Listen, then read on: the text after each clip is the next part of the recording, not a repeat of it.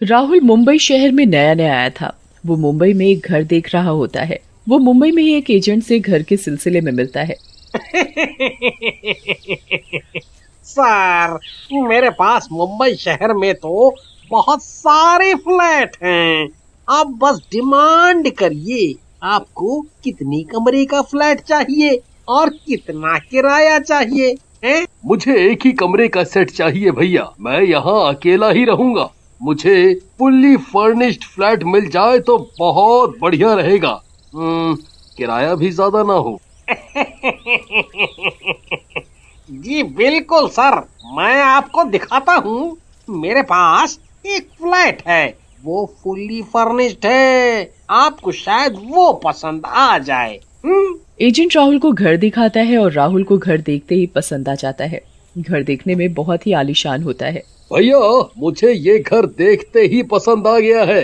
आप इसे फाइनल करो, मैं अभी ही इसकी पेमेंट कर देता हूँ। राहुल घर की सारी पेमेंट तभी के तभी कर देता है और घर में अपना सामान रख लेता है।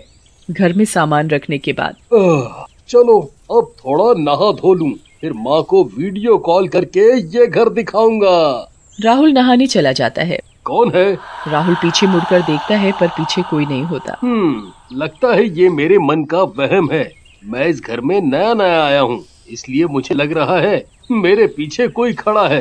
चलो अब जल्दी से नहा लिया जाए, फिर माँ से भी तो बात करनी है। ठंडे ठंडे पानी से नहाना चाहिए। राहुल जल्दी जल्दी नहा लेता है और अपनी माँ को वीडियो कॉल लगाता है। नमस्ते माँ। माँ, मुझे मुंबई में नया घर मिल गया है। देखो, ये है मेरा घर। राहुल पूरे घर में घूम घूम कर अपनी माँ को घर दिखाई रहा होता है कि तभी राहुल की माँ को वीडियो कॉल में एक साया दिखता है। बेटा राहुल, ये तुम्हारे सोफे के पास क्या है? कुछ भी तो नहीं माँ। नहीं बेटा, ध्यान से देखो। कोई आदमी है क्या तुम्हारे कमरे में तुम्हारे साथ? अरे नहीं माँ, तुम कैसी बात कर रही हो? अभी तो मैं नया नया यहाँ मुंबई शहर में आया हूँ। घर तो मैंने अभी लिया है और लेने के साथ ही तुम्हें सबसे पहले दिखाया है। मेरे कमरे में भला कौन होगा? अरे बेटा नहीं, वो देखो उधर है कोई खड़ा। राहुल की माँ को वीडियो में एक अजीब सा साया दिख रहा होता है, पर वो साया राहुल को नहीं दिख रहा होता। राहुल इस बात से बिल्कुल अनजान होता है कि जिस फ्लैट में वो रह रहा है उसमें एक चुड़ैल का साया है। राहुल की माँ राहुल को बोल ही रही होती है कि वो एक साया है, तभी वो साया वहाँ से गायब हो जाता है। देखो बेटा, वैसे तो ये घर दिखने में अच्छा लग रहा है, पर इसमें मुझे अजीब सा डर लग रहा है, जैसे तुम वहाँ पर सुरक्षित नहीं हो। अरे माँ, ऐसा कुछ नहीं है। ये आपके मन का वहम है। मैं कभी आपसे दूर नहीं रहा ना, इसलिए आपको मेरी ज्यादा फिक्र हो रही है। राहुल अपनी माँ से बात करता है। माँ, मैं आज बहुत थक गया हूँ। मैं अब बस थोड़ा खाना बनाकर खाऊंगा और जल्दी सोने चला जाऊंगा। आप भी अपना ख्याल रखना। ठीक है बेटा, अपना ध्यान रखना। अच्छे से खा पी के सो जाना और कोई दिक्कत परेशानी लगे तो मुझे फोन कर लेना। जी माँ जी। राहुल अपनी माँ से बात करके फोन रख देता है। ओहो, अरे मुझे बहुत जोरों से भूख लगी है। मैं अब जल्दी से कुछ बना लेता हूँ और फिर सो जाऊंगा। मुझे बहुत जोरों से नींद भी आ रही है।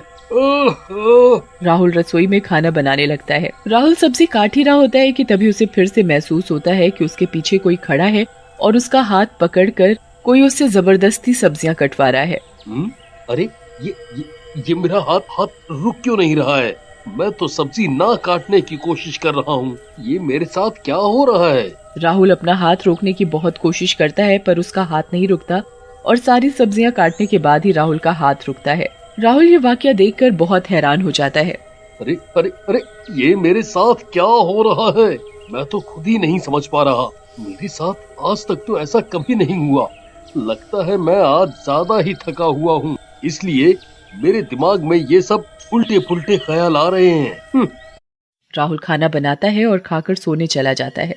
राहुल गहरी नींद में होता है कि तभी राहुल के कमरे में लगा टीवी चल पड़ता है। अरे ये टीवी कैसे चल गया? लगता है मैं शायद चलाकर ही सो गया था।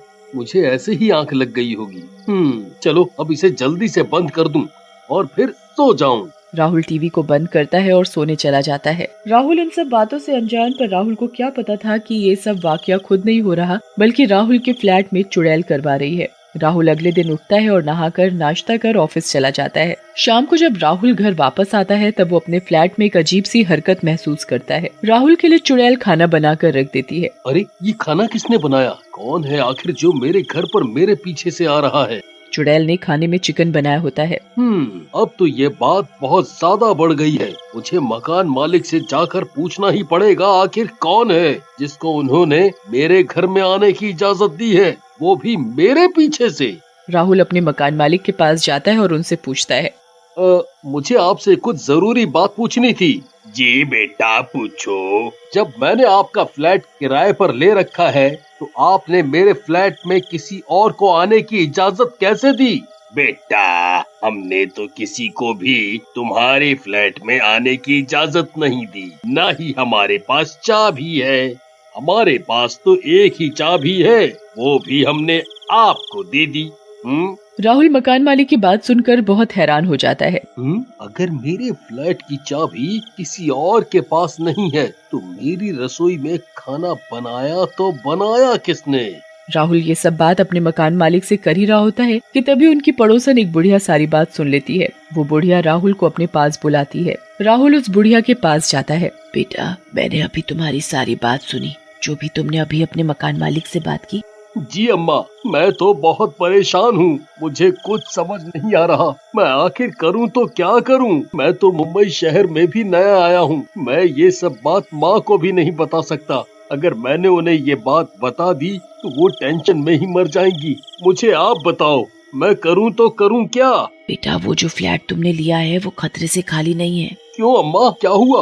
उस फ्लैट में एक औरत की मौत हो गई थी कुछ साल पहले। उस औरत को उसके पति ने जान से मार डाला था क्योंकि वो गर्भवती थी और उसने एक लड़की को जन्म दिया था और उसका पति एक लड़का चाहता था। लड़के की चाहत में पति ने अपनी बीवी को जान से मार डाला। वो तभी से उस जगह घूमती है और सबको परेशान करती है। वो चुड़ैल किसी को भी उस फ्लैट में टिकने नहीं देती। अब मैं क्या करूं? ना तो मेरे पास पैसे हैं कि मैं किसी नए घर में चला जाऊं और ना ही ये सब बात मैं अपनी माँ को बता सकता हूँ। वो बहुत परेशान हो जाएंगी। आप ही बताओ अम्मा, मैं क्या करूँ? हाँ बेटा, है मेरे पास एक इलाज, उसी से तुम्हारी जान बच सकती है। नहीं तो वो चुड़ैल तुम्हें नहीं छोड़ेगी और तुम्हें जिंदा मार डालेगी। तुम वैसे भी लड़के हो और उस चुड़ैल की मौत लड़का ना होने की वजह से ही हुई थी। वो तो तुम्हें किसी भी हालत में जिंदा नहीं छोड़ेगी। बताओ अम्मा, मैं क्या करूं? कल सुबह 4 बजे उठकर तुम छोटी वाले बाबा के मंदिर चले जाना। उन्हें तुम जाकर सारी बात बताना, वो तुम्हारी परेशानी का हल जरूर करेंगे। राहुल उस रात अपने घर जाता है और सारी रात हनुमान चालीसा पढ़ते पढ़ते निकाल देता है। वो अगले दिन सुबह 4 बजते ही छोटी वाले बाबा के पास पहुंचता है और उन्हें सब बताता है। बाबा राहुल को एक रक्षा कवच देते हैं और गंगा जल को पूरे घर में छिड़कने को कहते हैं। राहुल घर जाकर सारे घर में गंगा जल छिड़क देता है। गंगा जल छिड़कने के साथ ही चुड़ैल जल जाती है और राहुल को वहाँ कोई दिक्कत नहीं आती।